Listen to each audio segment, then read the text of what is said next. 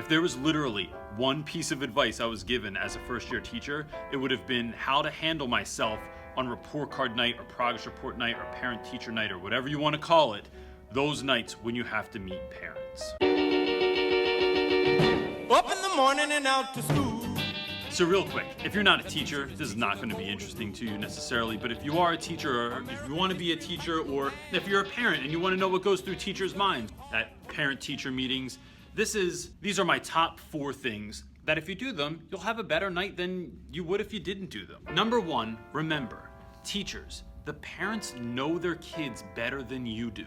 Although you spend an entire year with them, they're in your class, you see them without their parent around, parents always have a clearer vision of who their kids are than you do. Maybe you have trouble getting a kid to pay attention or to buy in, or you feel like they've been distant. Communicate that with parents and ask them what maybe works at home that you could try in school. So the ways that you can benefit from this are pretty easy. 1, it gives you an insight into the students and who they are outside of school. It also gives you an insight into what are parents doing? What are some practical tips and tricks that they use at school or that they use at home that can help you when you're in the classroom? 2, I think it's crucial that you remind parents why you're here. I say things all the time like, I want you to know that I'm here because I want your child to do well.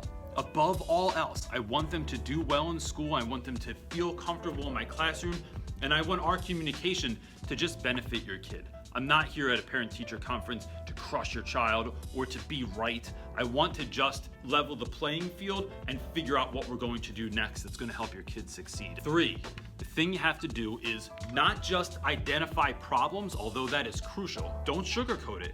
Your kid doesn't do homework. They don't come in for extra help. They don't advocate for themselves properly. Has been guilty of the following atrocities: synthesizing a laxative from peas and carrots, replacing my birth control pills with Tic Tacs. Well, I'm sorry. I'm sure Bart doesn't really mean to be bad. It's important to ID those problems, but it's also important to have some sort of solution ready. So your kid doesn't do homework. Here are some things that I think we can work on to help him do homework better. Or here's some tips that you can take home with you to help your child do better. So we're not just putting kids on blast and airing them out, but we want to set them up for success and give them some practical action items that they can go home and practice with their parents or that they can do in school. That you can remind them that you're free on these certain periods or after school. And then really the ball's in their court. I really don't see how this helps Bart. Just do it. And the last thing is, I always think it's important to send parents off on a good note. Nights like a progress report night or a report card night, something when a kid comes in and they're not doing particularly well, there's a chance anyway that that parent might be hearing that from a lot of teachers that night. And so you really want to end it with something good. Even if you struggle to find something about that one particular student, maybe they shake your hand at your door every day when they come in.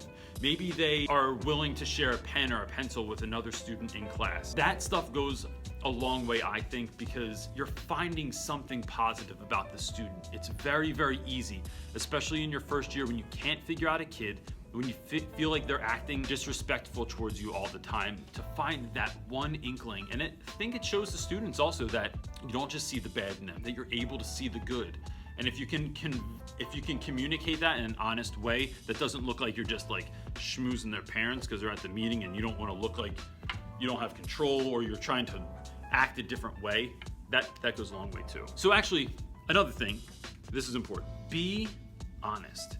Don't be someone else when you're meeting the parents. I was just wondering what your plans were for the state test. Listen, the school hired me because I'm amazing at what I do.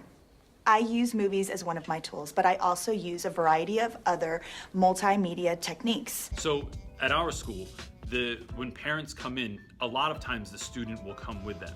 And something that goes really far is being the same person that you are in the classroom as you are in the meeting.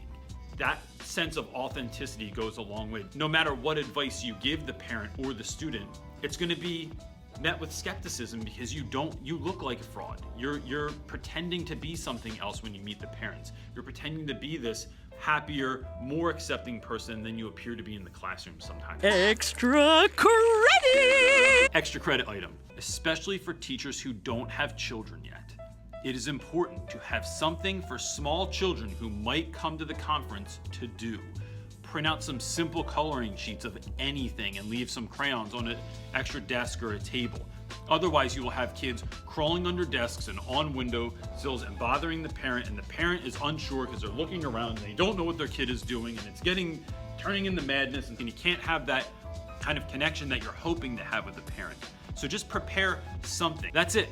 Good luck at your next parent-teacher meeting. Don't forget to hit the subscribe button and like this video if you like it. And don't forget to like it if you don't like it, because that would be funny. Have a great day. Later.